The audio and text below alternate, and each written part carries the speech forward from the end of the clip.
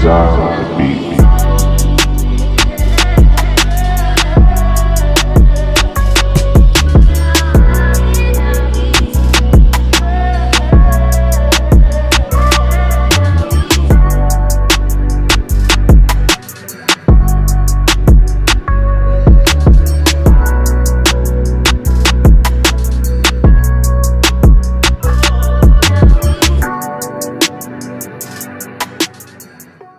Peace, world. How you doing? Welcome to another episode of NYP Talk Show, the coolest podcast within this conscious sphere. Don't forget to comment, like, share, and subscribe. We got super chats. We got merch on the website. Get involved. Shout out to our listeners. Shout out to our viewers. Keep sharing. Keep tuning in. Tonight, we have two special guests, two brothers that are out there doing their thing, dropping that information and correcting things. Tonight, show will be about what is Noone science, the nature of nature. Give it up for brother Noone and A-Noot. Peace, bros. True peace, Mike. True peace. Yeah, it's an honor to have you guys. I've seen you guys you guys been out there for years doing your thing. I see with information from Afro Uno, the 9-ball series and all this, if I'm correct. Mm-hmm. Yeah, so, I just want to get more, get a better understanding of who you guys are. So it's great to have you guys here. Before we get into it, I'd like to, introduce yourself to our audience. Where you brothers from and how do you get into the knowledge of self? Anyone that you could go. All right. You want to go ahead, A-Noot? I can. All right. Usually I do a little introduction, on who I am. My name is A-Noot Nupu. I am a member of the African race, also known as the Ethiopian race. I'm also a proud representative of the science known as Noone, given to us by our noble and great messenger, Afro Uno Nupu. And the reason why I give that introduction, because it must be known that I represent one of the original people on the planet, meaning the African race. And we usually call it the Ethiopian race because you break down the etymology of the word Ethiopian, it ties back to ether and it ties back to the melanin that we possess as black.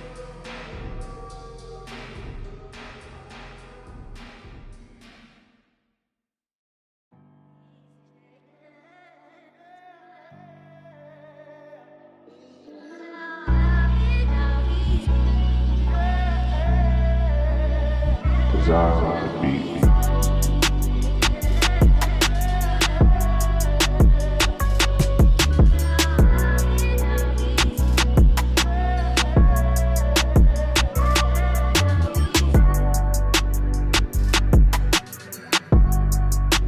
Folk, and that melanin goes a step further and produces what we would call woolly hair or kinky hair, and that is not to be taken for granted that nature has blessed us with this type of genetic material that allows us to have the most potent chemicals in our genetic structure and our DNA.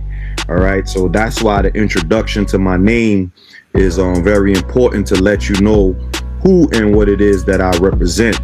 Also within there, I let people know that I represent the science known as Noone, right? Because Noone happens to be the and this is for anyone out there that may not know what Noone is. What Noone is a science. It's not a religion, right? And and religion is basically the lowest mental state that you can be at this particular point in time. And this is not to put anyone's religion down, whether that be Islam, Christianity, Judaism, whatever the case may be. So a lot of people who follow religion, they're very sensitive when I say things like, this is the lowest mentality that a person can reach is when they follow the religion. And the reason why I say that is because the power behind religion is known as belief. Right? And if you believe something, that means you don't really know, right? So if you approach a Muslim, if you approach a Christian, any one of those people, that follow a religion, they will tell you, I believe in this. You understand what I'm saying? I believe in this means I don't really know what it is that I am following. Right? So you must know what you're following, because the key word in knowledge is to know. Right? So if your religion has a set of knowledge and you don't know, then that means there's no knowledge in there for you, because you don't really know. And that's why there's various interpretations of these particular religions out there. You know, you got about 100 different types of Christianities. You got Sufi Islam and that type of Islam. You got Judaism and black people calling themselves Hebrew, and I'm the first Hebrew and the first Jew, or the first, whatever the case may be. So there's a whole lot of confusion when it comes to religion and the path that it leads people on. So that's why I follow the science known as Noone, because even the etymology of the word science comes from sentia, and sentia means knowledge and to know, right? But you have pseudoscience and then you have science. But I want to let y'all know that pseudoscience is a part of science as well, right? Because pseudoscience actually helps to prove regular science. So when we see pseudoscience, we attack it with proper knowledge and proper wisdom and proper understanding. So whenever we come in contact with anyone that's dealing with religion, we have to be very surgical on how we approach that particular individual, because we know that religion produces mental illness. How do we know that? Because the world, if you could just look it up on Google, how many people follow Christianity? 2.2 billion. How many people follow Islam? Another 2 billion people. How many people follow other religions? Another couple billion. So the majority of the planet is on what you would call a frequency, right? So we, in our minds and our brains, hold a frequency, right, that's also linked to the planet. The planet also gives off its frequency, because the planet itself is an organism the same way that we are organisms. It gives off frequencies from the core. They tested this. We could go into geology and all those things, but I'm just giving a small introduction why it is I'm approaching it the way that I am. All right, so we give off frequencies, the planet gives off frequencies, but the lowest mental frequency that you can reach is religion. So that's why we follow the science known as Noone, and we'll get into more of that when you start asking questions and things of that nature. But that's just my introduction. That's probably the longest introduction that I've given. you unpacked a lot, and I'm glad you said all that, but we're gonna get into that more in the of the show.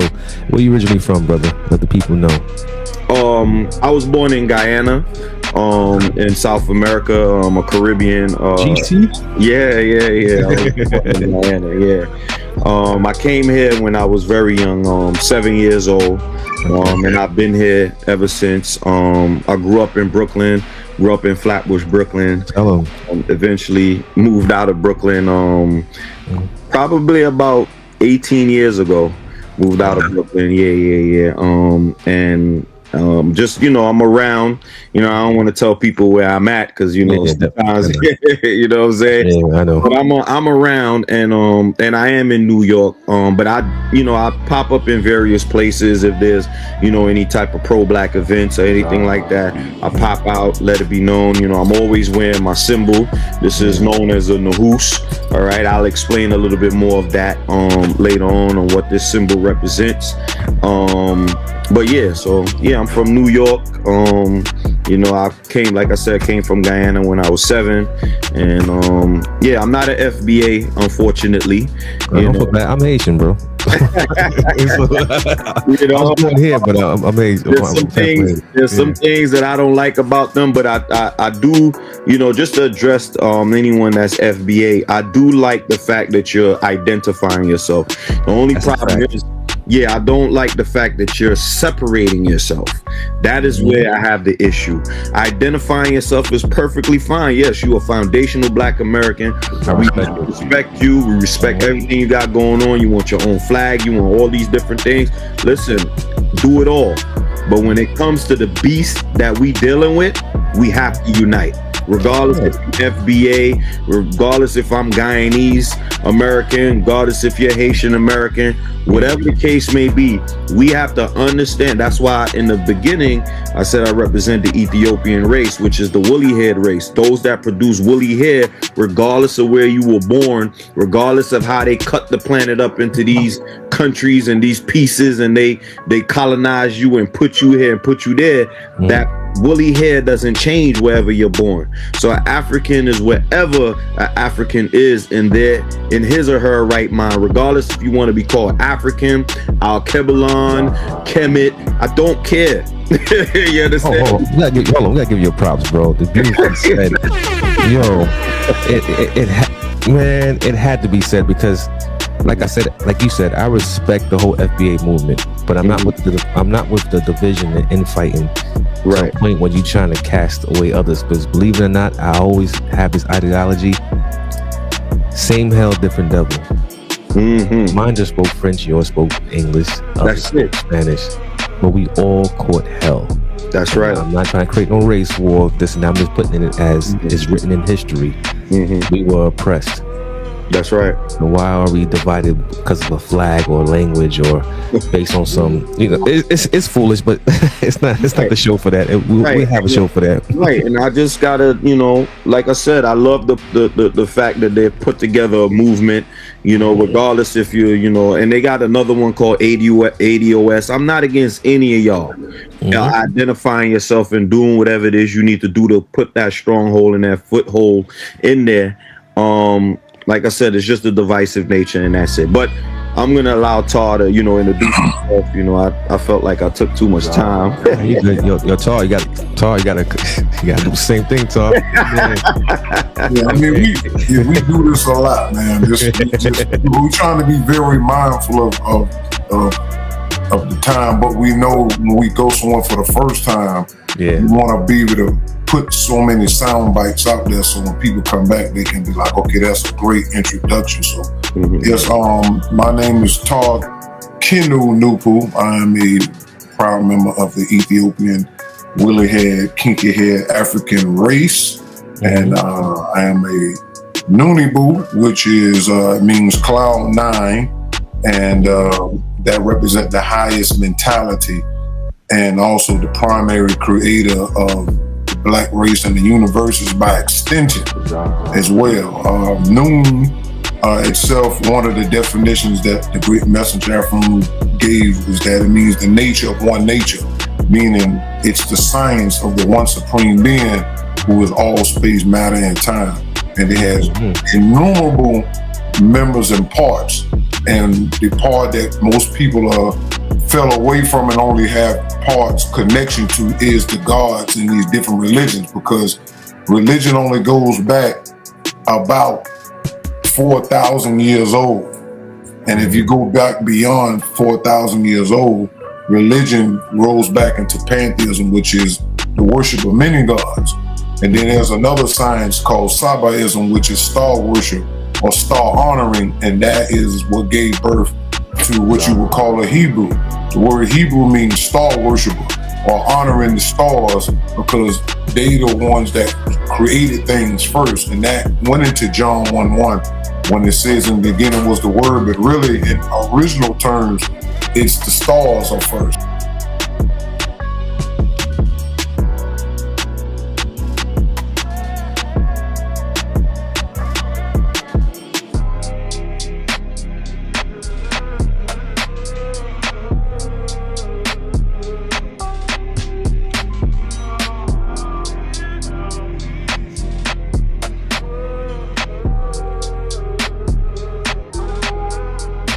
And that's why you have Jesus interchangeable with the Son, S-U-N and S-O-N, and the light of the world and all that stuff like that. So because religion came out of pantheism, which dealt with nature in general, which is pantheism is basically the worship of nature and its different manifestations, planets, stars, asteroids, spirits, ethers, all of that.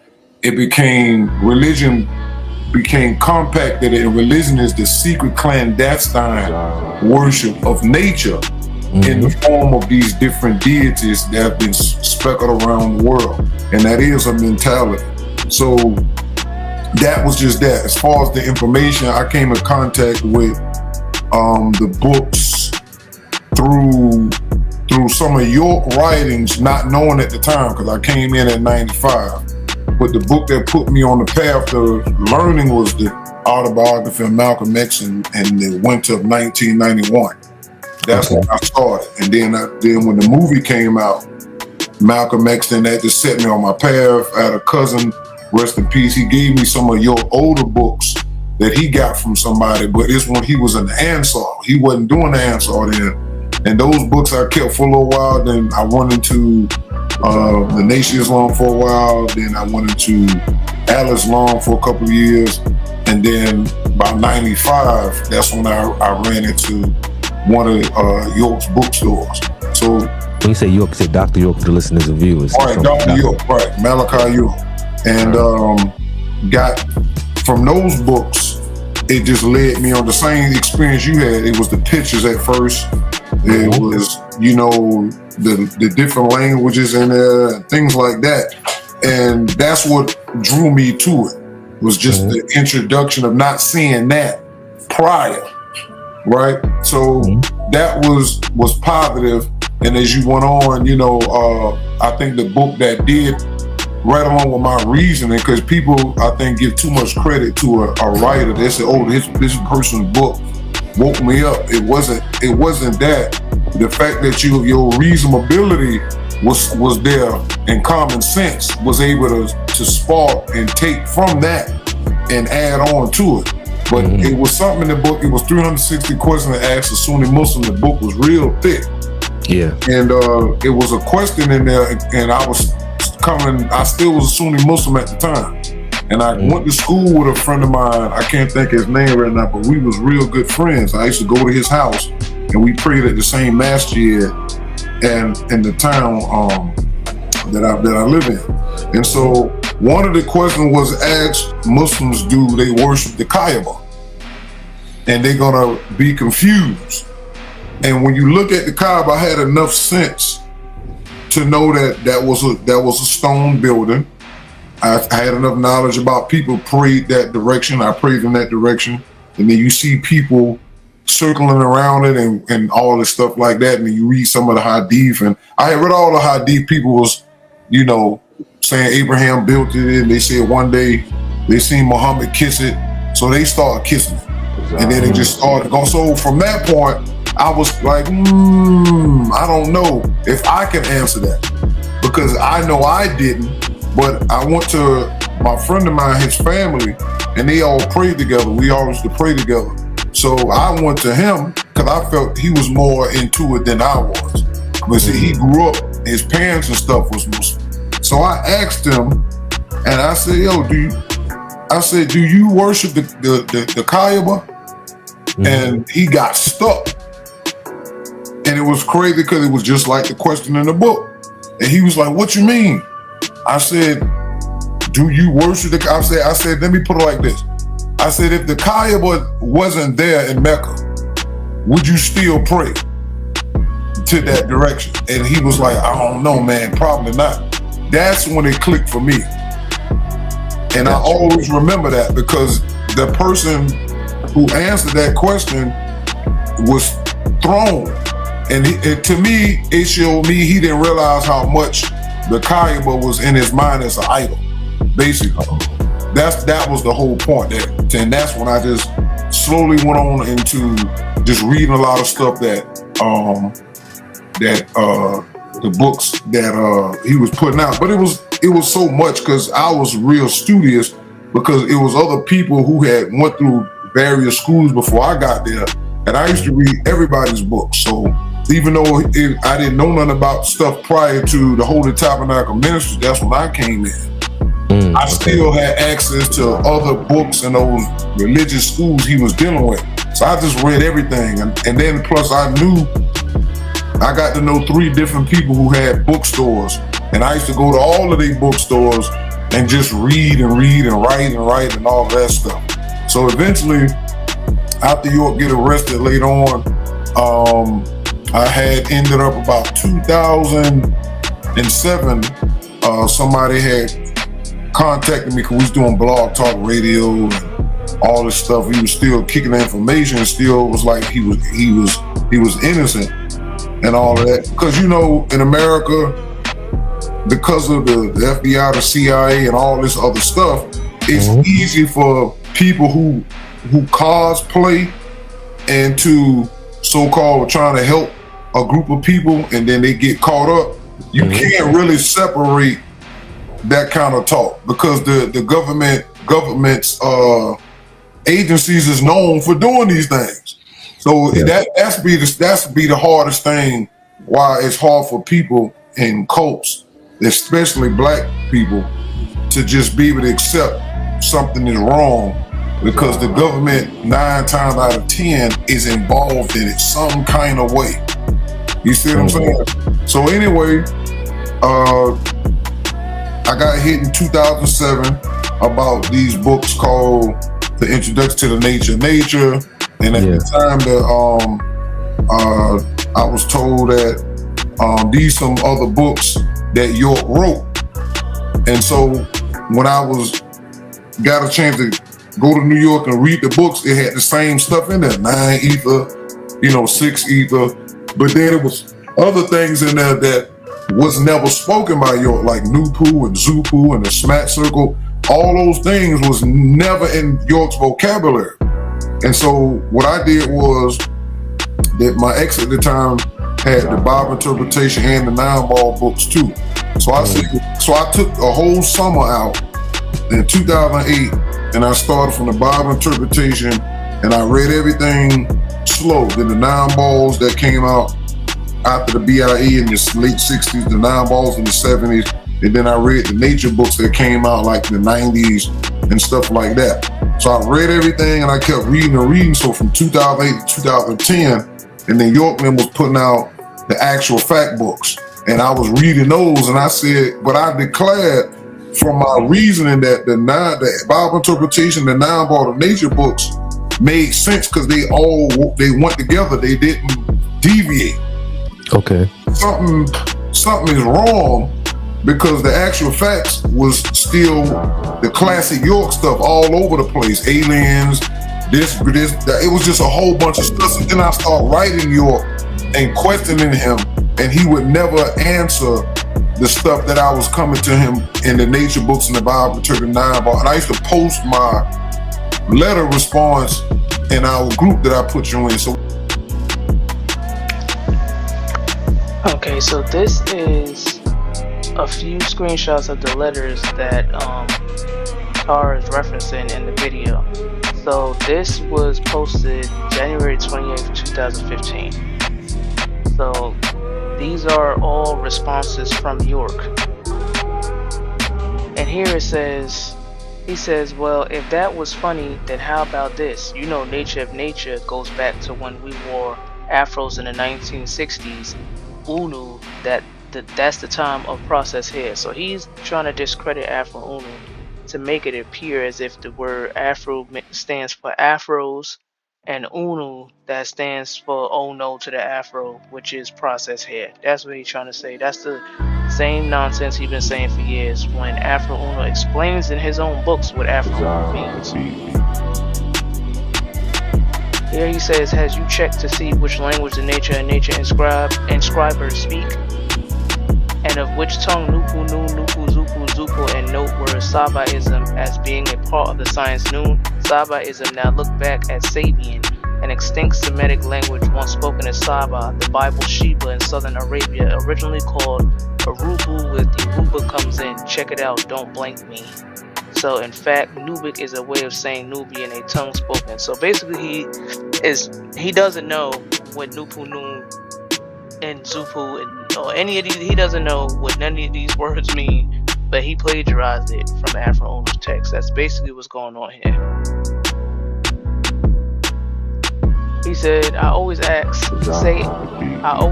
ask Muslims, do you speak Arabic? Ask Israelites, do you speak Hebrew?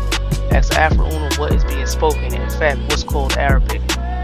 Today is not the real, nor is what's being called Hebrew today. Most have been mixed out. Leviathan is past. Move on with me or be left behind. And York does this like most cult leaders and people who think they're supreme gods and stuff.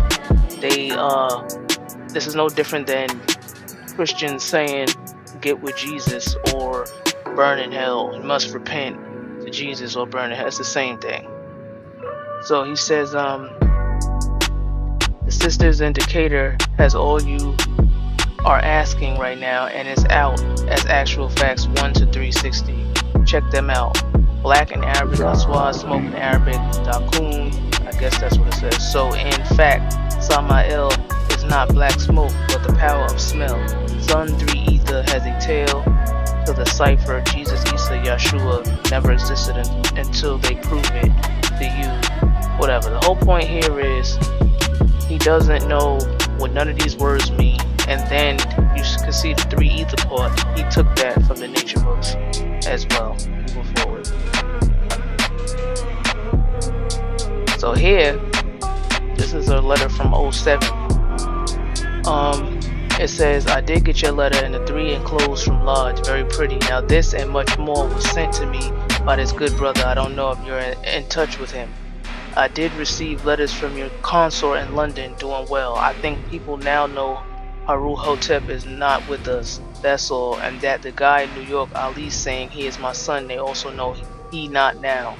As for nature, I don't know who they are, don't care, we are too close, Pastor. See? That confirms that York was stealing. He doesn't even know who the writers are, but the Wapians swear up and down that York and Afro Uno knew each other, and this is from 2007. It's confirmation they didn't know who Afro Uno was until Noone Boos or those who study Noone science or have read the books or whatever have came across it. So here he says this is York. He says, so in fact, I am not Afro Uno, nor did I inscribe the nature in nature. I'm real. You are with me or not. York said this himself. He said he did not write any of this stuff. And he said he not Afro Uno. So here, even in the Man of Many Faces book, in the book, he uses the name Afro Uno, the name Amanubi Rakata, and the name Amanubi Rakata again, but he breaks up the word in a different way, which a lot of the Nawabians love to do to try to discredit the real person he's trying to imitate. And remember, also pay attention that he originally said Afro Uno man, no to the Afro.